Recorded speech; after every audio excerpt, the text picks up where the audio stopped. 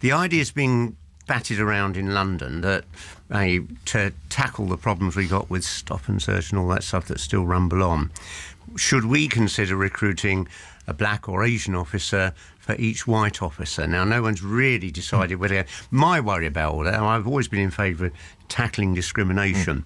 I've never been persuaded that positive discrimination actually is a good idea because you run the risk of a backlash. Now, that didn't seem to happen in Northern Ireland, did it? No, it didn't, and that was because it was very open.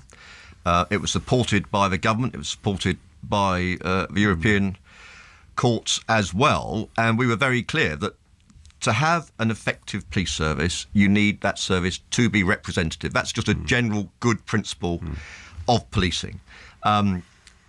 We also had a huge number of people from both communities who wanted to join us. So I had no shortage of talent, but we had to make it explicit that you were welcome. And that's what that was one of the clever recommendations in the Patton report. It gave people permission.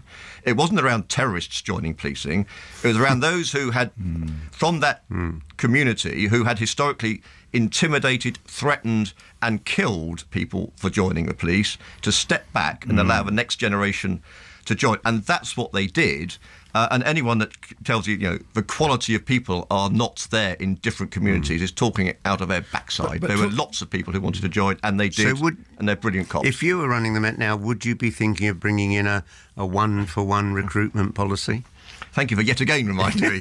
I'm not running the Met. Bernard Hogan-Howard's one of the first commissioners first people to step up and say, look, we need to think about this, and I would support him absolutely in that. I understand your concerns. I think the greater good is that trust in policing is a function of the structure of a force to some extent, and allowing that different approach, whilst it's challenging, and I'm not sure how you would do it in the London context, I do think it's something certainly worth a serious debate.